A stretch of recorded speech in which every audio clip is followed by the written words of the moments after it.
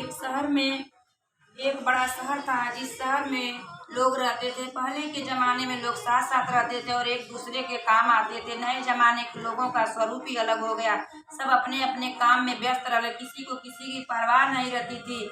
घर में सदस्यों की भी एक दूसरे की परवाह नहीं होती है। भजन कीर्तन, भक्ति भाव, दया माया, परोपकार जैसे संस्कार ही खत्म हो गए हैं। शहर में बुराइयां बढ़ गई। शराब, जुआ, रेश, व्यभिचार, चोरी, डकैती वगैरह बहुत से गुनाह शहर में फैल गए हैं। कहावत है कि हजारों निराश में एक हमारा आशा छिपी हुई है। इसी तरह इसी सारी बुराइयों के बावजूद शहर में कुछ अच्छे लोग भी रहते हैं। ऐसे अच्छे लोगों में शीला और उनके पति की गृहस्थी मानी जानी जाती थी।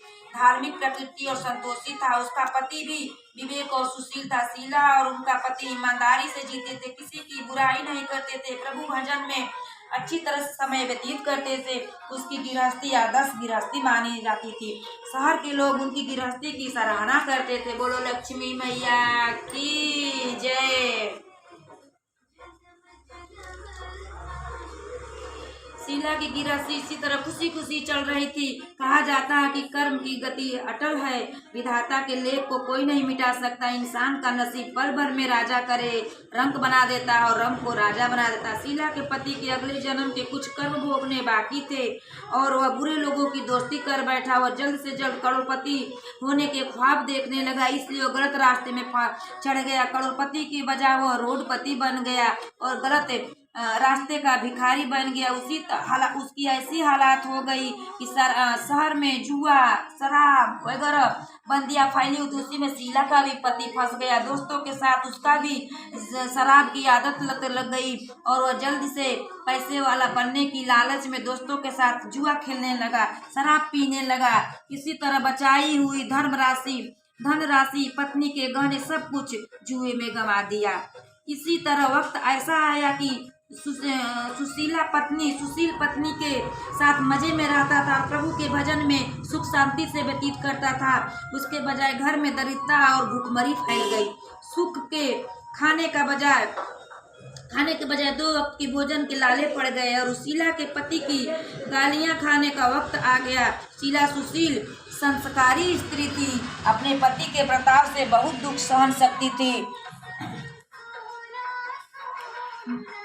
बहुत दुख सहन शक्ति करने लगी और अपने पति के लड़ाई झगड़ा से भावनाओं पर भरोसा करके बड़ा ही वक्त की दुख सहने लगी। कहा जाता है सुख के पीछे दुख और दुख के पीछे सुख आता ही है। श्रद्धा भाव से शीला प्रभु भक्ति भाव में लीन रहने लगी। शीला का असमय दुख सहते सहते प्रभु भक्ति में वक्त बीतने लगा। अचानक एक दिन उनके दरवाजे पर किसी ने दस्तक दिया। शीला सोच में पड़ गई, मुझ गरीब के दरवाजे पर इस समय कौन आ सकता है। फिर भी द्वार आए अतिथि का आदर सत्कार करना चाहिए। धर्म के रास्ते पर चलने वाली वह शीला दरवाजा खोला तो देखा एक बूढ़ी माझी उम्र की लगती थी, लेकिन चेहरे पर अलौकिक तेज निखर रहा था। उनकी आंखों में मानो अमृत चेहरा झलक रहा था। भव्य चेहरा कड़ू से छलकता था। उनको देखते ही शीला के मन में अपार खुशी छा गई। शीला माँ जी को पहचानती नहीं थी, फिर भी अंदर बुलाई। उनके रोम रोम में आनंद छा गए। शीला माँ जी अंदर आके लेके गई। घर में बिठाने के लिए कुछ भी नहीं थे। शीला एक फटी चादर लाकर बिछा दी और माँ जी पर उसको बैठाई। माँ जी बोली, मुझे पहचानती नहीं हो शीला? माँ जी शीला बोली, नहीं, मैं नहीं पहचानती हूँ। शीला ऐसा कहकर बहुत दिनों से ढूंढ रही थी वही, पर मैं आपको पहचान नहीं रही हूँ। माँ जी ने हंसकर कहा, क्या भूल गई शीला? हर शुक्रवार को तू लक्ष्मी जी के मंदिर में भजन कीर्तन करने आती थी और वह शुक्रवार को हम मिलते थे। पति गलत रास्ते पर चल गया, तब से शीला बहुत दुखी हो गई। उसकी दुख की मारी वह लक्ष्मी जी को मंदिर में भी नहीं जाती थी, बाहर भी नहीं, लोगों के साथ किसी से नजर भी नहीं मिला, उसको शर्म लगती थी। यादाश्त पर जोर दिया तो माँ जी याद आई। तभी माँ जी ने कहा, तू लक्ष्मी जी के मंदिर में कितने मधुर भजन गाती थी, अब तो तुम दिखाई नहीं देती है, इसलिए तू क्यों नहीं बीमार हो क्या? ऐसा सोचकर मैं तुझे मिलने चली आई। माँ जी के अति प्रेम भरे शब्दों से शीला हृदय पिघल गया, उसकी आंखों में आंसू आ गया। माँ जी के सामने वह बिलख बिलख कर रोने लगी। वह देखी कि माँ जी शीला के नजदीक आकर सर के उसकी सिसकती हुई पीठ पर प्यार भरा हाथ फेर कर सांत्वना देने लगा। माँ जी कहा, बेटी सुख और दुख तो धूप और छांव जैसे होते हैं, पीछे सुख के पीछे दुख और दुख के पीछे सुख आता है, ये धैर्य रखो बेटी। और तुझे क्या परेशानी है, वह तेरे दुख का मैं मुझे सुना, तेरा मन हल्का हो जाएगा और तेरे दुख का कोई भी उपाय मिल जाएगा।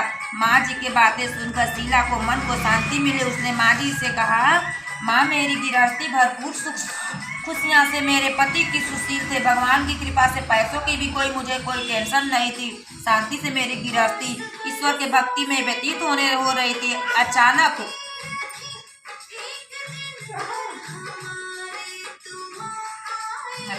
बंद कर बुरी दोस्ती की वजह शराब, जुआ, रेस, चरस और वगैरह बंदिया शिकार करने लगा। सब कुछ गंवा दिया और मैं रास्ते की भिखारी बन गई है। सुनकर माँ जी ने कहा, सुख के पीछे दुख और दुख के पीछे सुख आता है, ऐसा ही कहा जाता है। कर्म की गति न्यारी होती है, हर इंसान को अपने कर्म भुगतने पड़ते हैं। इसलिए तू शीला चिंता मत कर, तुम्हारे अब दुख के घड़ी बीतने वाले और सुख अवश्य आएंगे। तुम माँ लक्ष्मी जी का व्रत कर। वैभव लक्ष्मी का माँ लक्ष्मी का व्रत करने की बात सुनकर शीला के चेहरे पर चमक आ गई।